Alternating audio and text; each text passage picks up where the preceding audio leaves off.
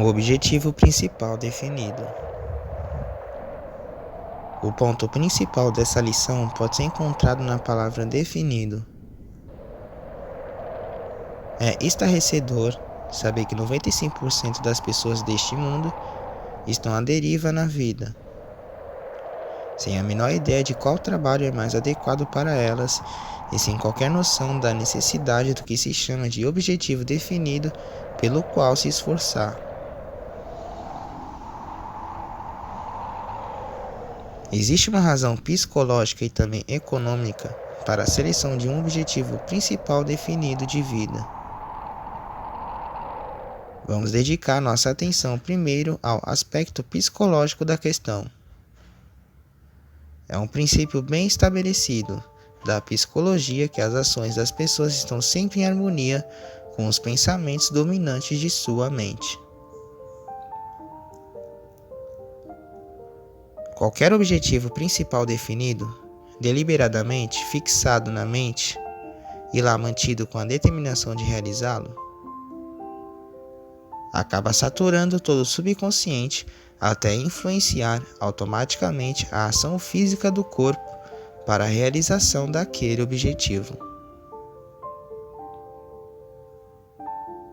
Seu objetivo principal definido de vida deve ser selecionado com cuidado deliberado e, após selecionado, deve ser escrito e mantido onde você o veja pelo menos uma vez por dia. O efeito psicológico disso é gravar o objetivo no subconsciente com tanta força que ele aceite o objetivo como um padrão ou planta, que por fim dominará suas atividades na vida e levará, passo a passo, rumo à realização do objetivo. O princípio da psicologia pelo qual se consegue gravar o objetivo principal definido no subconsciente é chamado de autossugestão, ou sugestão que se faz repetidamente para si mesmo. É um grau de auto-hipnose. Mas não tenha medo, pois o mesmo princípio que ajudou Napoleão a se erguer da situação humilde na Córcega, assolada pela pobreza à condição de ditador da França. Foi com a ajuda do mesmo princípio que Thomas Edison ascendeu do começo humilde como jornaleiro ao reconhecimento como o principal inventor do mundo. Foi com a ajuda do mesmo princípio que Lincoln transpôs o abismo do nascimento humilde em uma cabana de madeira nas montanhas, até a presidência da maior nação da Terra. Foi com a ajuda do mesmo princípio que Theodore tornou-se um dos líderes mais agressivos a alcançar a presidência dos Estados Unidos. Você não precisa ter medo da autossugestão, desde que tenha certeza de que o objetivo pelo qual está se esforçando trará felicidade de natureza duradoura. Tenho certeza de que seu objetivo definido é construtivo, que sua realização não trará dificuldade nem miséria a ninguém, que lhe trará paz e prosperidade. Então aplique a autossugestão até o limite de sua compreensão para a rápida realização do objetivo. Na esquina da rua defronte à sala onde escrevo, vejo um homem que fica lá o dia todo vendendo amendoins. Ele fica ocupado o tempo todo. Quando não está fazendo uma venda, está torrando e empacotando os amendoins em saquinhos. Ele é um dos que constitui o grande exército dos 95% que não tem objetivo definido de vida. Ele vende amendoins não porque goste deste trabalho, mais do que qualquer outra coisa, mas porque nunca sentou e pensou em um objetivo definido que lhe trouxesse o maior retorno por seu trabalho.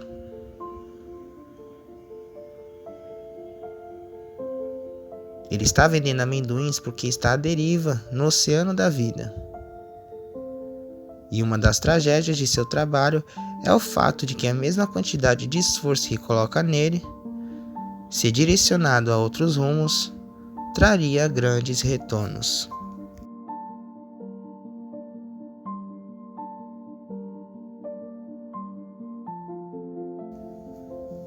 Outra tragédia do trabalho daquele homem é o fato de que ele inconscientemente está fazendo uso da autossugestão, mas em sua própria desvantagem. Sem dúvida, se os seus pensamentos pudessem ser retratados, não haveria nada na imagem exceto um torrador de amendoins, alguns saquinhos de papel e uma multidão comprando amendoins. Esse homem poderia sair do negócio de amendoim se tivesse visão e ambição para imaginar-se em um negócio mais lucrativo, e perseverança para manter essa imagem na mente, até ela influenciá-lo a dar os passos necessários para entrar em um negócio mais lucrativo. Ele coloca esforço suficiente no trabalho para obter retorno considerável, caso se esse esforço fosse direcionado à realização de um objetivo definido que oferecesse mais retorno. Um de meus amigos mais próximos é um dos escritores e oradores mais conhecidos do país. Há mais ou menos 10 anos, ele vislumbrou as possibilidades da autossugestão e começou imediatamente a aproveitá-las e colocá-las em prática. Ele elaborou um plano para sua aplicação que se provou muito eficaz. Naquela época, ele não era nem escritor, nem orador. Toda noite antes de dormir, ele fechava os olhos e via, em sua imaginação, uma longa mesa de reuniões na qual colocava certos homens bem conhecidos, cujas características desejava absorver para sua personalidade. Na extremidade da mesa ele colocava Lincoln, e nas laterais Napoleão, Washington, Emerson e Albert Hubbard. Então começava a conversar com essas figuras mais ou menos da seguinte maneira: Lincoln: desejo desenvolver em meu caráter as qualidades de paciência e justiça para com toda a humanidade e o senso de humor sagaz que eram suas características marcantes. Preciso dessas qualidades e não ficarei contente enquanto não desenvolvê-las. Washington: desejo desenvolver em meu caráter as qualidades de patriotismo, autossacrifício e liderança que eram suas características marcantes. Emerson: desejo desenvolver em meu caráter as qualidades de visão e capacidade de interpretar as leis da natureza escritas nas rochas das paredes da prisão, nas árvores a crescer, nos riachos a correr, nas flores a desabrochar e nos rostos das criancinhas que eram suas características marcantes. Napoleão: desejo desenvolver em meu caráter as qualidades de autoconfiança e capacidade estratégica para dominar obstáculos, tirar proveito dos erros e desenvolver forças da derrota, que eram suas características marcantes.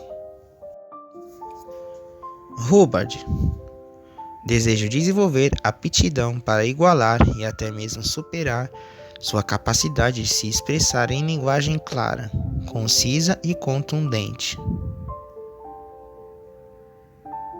Noite após noite, por muitos meses, meu amigo viu aqueles homens sentados ao redor da mesa de reunião imaginária até finalmente ter gravado as características marcantes em seu subconsciente com tanta clareza que começou a desenvolver uma personalidade que era uma combinação daquelas personalidades.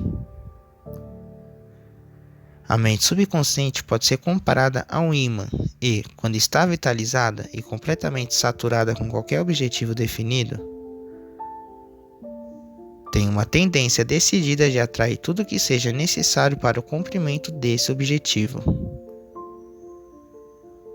Semelhante atrai semelhante. e você pode ver a evidência dessa lei em toda folha de grama e toda árvore que cresce. A bolota do carvalho atrai do solo e ar os elementos necessários para crescer como uma árvore. Nunca nasce uma árvore que seja parte carvalho e parte álamo. Todo grão de trigo plantado no solo atrai os elementos para crescer como uma haste de trigo. Jamais ocorre o erro de crescer aveia e trigo no mesmo talo. Os homens também estão sujeitos à lei da atração. Vá para as zonas de pensões baratas de qualquer cidade e lá encontrará pessoas da mesma inclinação mental. Por outro lado, vá a uma comunidade próspera e lá encontrará pessoas de mesma inclinação mental. Homens bem-sucedidos sempre procuram a companhia de outros bem-sucedidos, enquanto que estão em dificuldade sempre procuram a companhia daqueles em circunstâncias semelhantes. A miséria adora a companhia. Tão certo quanto a água busca o nivelamento, o homem busca a companhia daqueles que possuem status financeiro e mental igual ao seu. Um professor da Universidade Yale e um vagabundo analfabeto nada têm em comum. Ficariam infelizes se obrigados a permanecer juntos por qualquer período de tempo. Óleo e água se misturam tão facilmente quanto homens que não têm nada em comum. Nunca diga ao mundo o que você pode fazer. Mostre. Tudo isso nos leva a uma afirmação. Você atrairá pessoas que se harmonizem com sua filosofia de vida, querendo ou não. Sendo isso verdade, você consegue ver a importância de vitalizar sua mente com um objetivo principal definido que atrai pessoas que irão ajudar e não atrapalhar. Suponha que seu objetivo principal definido esteja muito longe de sua atual condição de vida. E daí? É seu privilégio, ou melhor, seu dever, ter metas elevadas na vida. Você deve a si e à comunidade onde vive definir um alto padrão para si mesmo. Existe muita evidência para justificar a crença de que nada dentro do razoável está além da possibilidade de realização pelo homem, cujo objetivo principal definido foi bem desenvolvido. Alguns anos atrás, Louis Victor foi sentenciado à prisão perpétua na penitenciária de Arizona. Na época ele era um homem mau, segundo admitiu. Além disso, acreditava-se que morreria de tuberculose dentro de um ano. Se alguém já teve motivos para se sentir desencorajado, esse alguém era Eitinge. O sentimento público contra ele era intenso, e Eitinge não tinha um único amigo no mundo para vir o oferecer encorajamento ou ajuda. Então uma coisa aconteceu, uma coisa em sua mente que trouxe de volta a saúde, derrotou a temida peste branca e por fim abriu os portões da prisão e lhe devolveu a liberdade. O que foi essa coisa? O seguinte, ele decidiu acabar com a peste branca e recuperar a saúde. Isso foi um objetivo principal definido. Menos de um ano após a tomada da decisão, ele já tinha vencido. Então ampliou o objetivo principal definido, decidindo ganhar a liberdade. Em pouco tempo, as paredes da prisão derreteram-se. Nenhum ambiente indesejável é o forte o bastante para deter a pessoa que entende como aplicar a autossugestão na criação de um objetivo principal definido. Tal pessoa pode lançar fora os gatilhões de pobreza, destruir os germes da doença mais mortal, erguer-se de uma condição de vida humilde até o poder e a abundância. Todos os grandes líderes baseiam-se a liderança em um objetivo principal definido. Seguidores são seguidores dispostos quando sabem que o líder é uma pessoa com objetivo principal definido e coragem para respaldar o objetivo com ação. Até mesmo um cavalo teimoso sabe quando um cavaleiro com um objetivo principal definido toma as rédeas e cede a esse cavaleiro. Quando um homem com um objetivo principal definido passa por uma multidão, todos saem para o lado e abrem espaço para ele. Mas deixe um homem hesitar e mostrar por suas ações que não tem certeza de qual caminho quer seguir. E a multidão pisará nos seus pés e se recusará a sair 1 centímetro do caminho. Em lugar algum, a falta de um objetivo principal definido é mais perceptível ou mais prejudicial que no relacionamento entre pais e filhos. As crianças percebem muito rapidamente uma atitude vacilante dos pais e tiram vantagem disso com grande desenvoltura. É a mesma coisa por toda a vida. Homens com um objetivo principal definido garantem respeito e atenção o tempo todo. Isso basta sobre a visão psicológica de um objetivo definido. Vamos agora para o lado econômico da questão.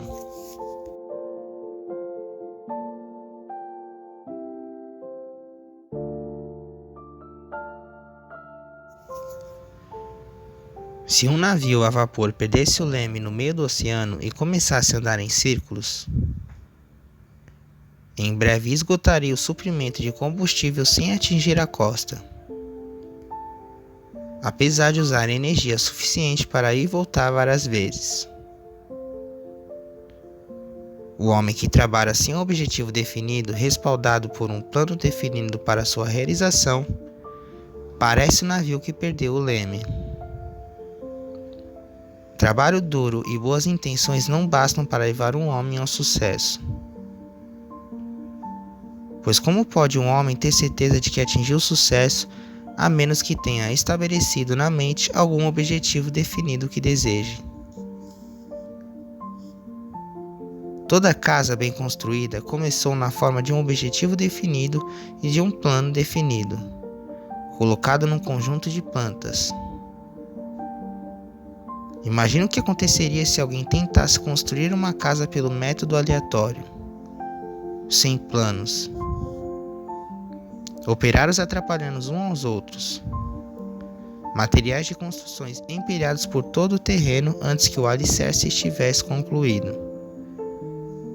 E todos no trabalho teriam uma noção diferente de como a casa deveria ser construída. Resultado: caos, mal entendidos e custo proibitivo.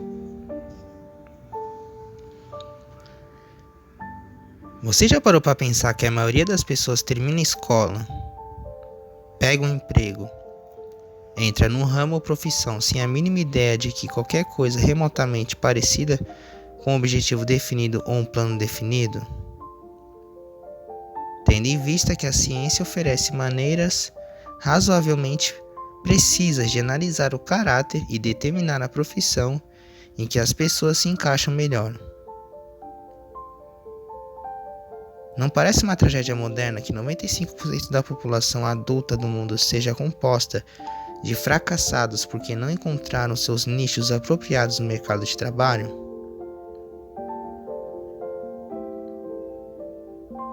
Se sucesso depende de poder, se poder é esforço organizado, E se o primeiro passo na direção da organização é um objetivo definido, então dá para ver facilmente porque um objetivo é essencial. Até selecionar um objetivo definido de vida, o homem dissipa suas energias e espalha seus pensamentos em tantos assuntos e tantas direções diferentes, que isso leva não ao poder, mas à indecisão e fraqueza. Com a ajuda de uma pequena lupa, você pode aprender uma grande lição sobre o valor do esforço organizado. Usando a lente, você pode focar os raios de sol em um ponto definido com tamanha firmeza que eles farão um buraco em uma tábua grossa. Remova a lupa, que representa o objetivo definido, e os mesmos raios de sol brilharão sobre a tábua por 1 milhão de anos, sem queimá-la.